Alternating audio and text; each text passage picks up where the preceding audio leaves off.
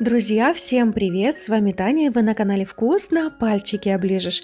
Сегодня я с удовольствием поделюсь с вами моим самым любимым рецептом заливного пирога. Такой пирог я буду готовить с квашеной капустой, можно готовить с любой начинкой, которая вам нравится. Пирог получается мега мягкий, вкусный, нежный и пышный. Готовится легко, тестом не нужно пачкать руки, потому что тесто жидкое, заливное. Пирог готовится очень легко, просто и быстро. Тесто замешивается без миксера, поэтому сможет приготовить каждая хозяйка. Для начала займемся подготовкой начинки. Для этого я буду использовать две небольшие луковицы, которые я нарезала небольшими кубиками. На разогретую сковородку наливаю небольшое количество растительного масла, жду пока масло разогреется. Далее отправляем лук и обжариваем на небольшом огне до прозрачности. Лук периодически помешиваем. Итак, лук у меня уже немного обжарился, и далее я добавляю 300 грамм квашеной капусты. Квашеную капусту я откинула предварительно на сито, чтобы стекла лишняя влага, и добавляю уже капусту к луку. Промывать капусту не нужно. Хорошенько перемешиваем и готовим в течение примерно 15 минут на небольшом огне. В результате вот такая капуста у меня получилась. И необходимо, чтобы она полностью остыла.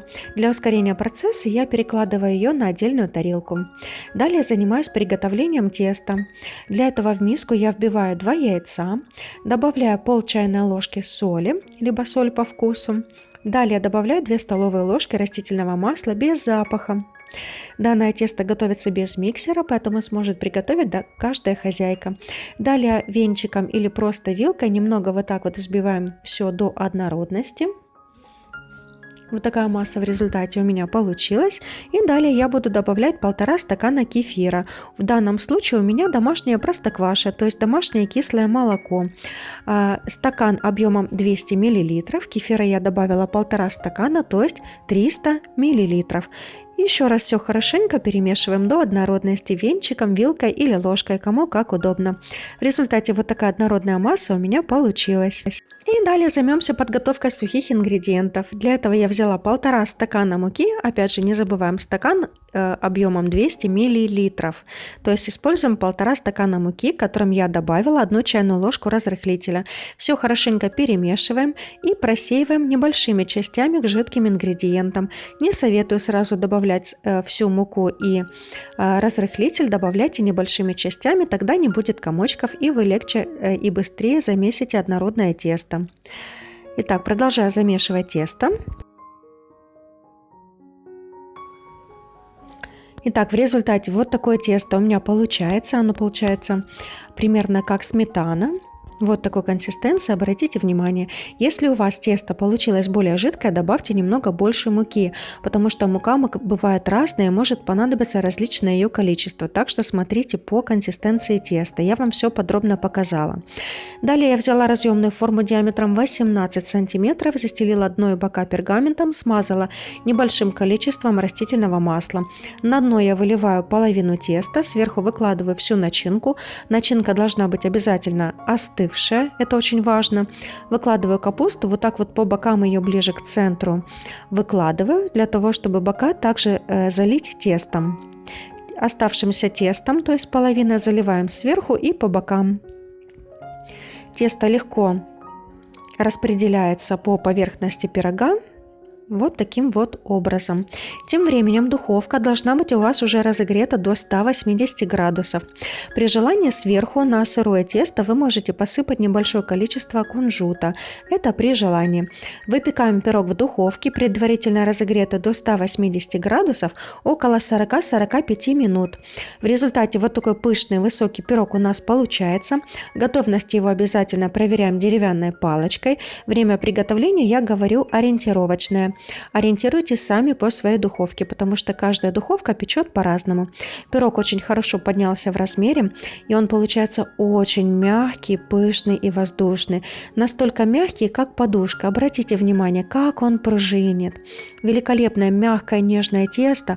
Внутри получилась вкуснейшая, сочная начинка из квашеной капусты. очень аппетитно. Такой пирог можно подавать как отдельно, и также я люблю его готовить, например, к первым блюдам вместо второго блюда и вместо хлеба. То есть получается как и гарнир, и хлеб. Получается очень вкусно. Дорогие друзья, на сегодняшний день это один из самых моих любимых рецептов заливных пирогов. Руки пачкать не нужно при замешивании теста, миксер нам не понадобился.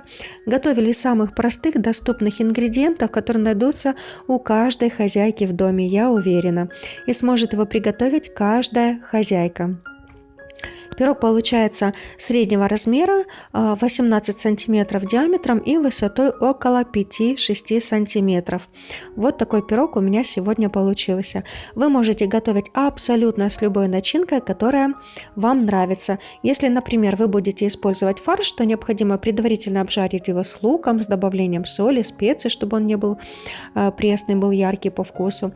В принципе, вы можете использовать любую начинку, которую вы любите. Также можно вкусно приготовить с грибами или, например, с яйцом и зеленым луком. Приготовить предварительно вот такую смесь получится также восхитительно. Так что, дорогие друзья, экспериментируйте, меняйте начинки, но тесто универсальное, получается всегда удачное. Даже если нет у вас кефира магазинного, используйте домашнее кислое молоко, как я. И вы видите, какой потрясающий результат у нас получается. Так что, дорогие друзья, всем советую поставить лайк, исключительно для того, чтобы не потерять этот рецепт, потому что он очень удачный и великолепный. От души советую всем попробовать хотя бы раз приготовить этот пирог. Я уверена, что вы в него влюбитесь, я вам гарантирую. Главное, готовьте все по рецепту, так как я показала в видео. Также, друзья, переходите на мой канал и смотрите другие мои рецепты, которые выходят у меня регулярно. У меня очень простые бюджетные рецепты для каждой семьи, которые сможет приготовить даже начинающая хозяйка. А у меня на сегодня все. Спасибо, что вы были со мной, спасибо за ваши лайки, комментарии и за ваше внимание. Всем приятного аппетита и пока!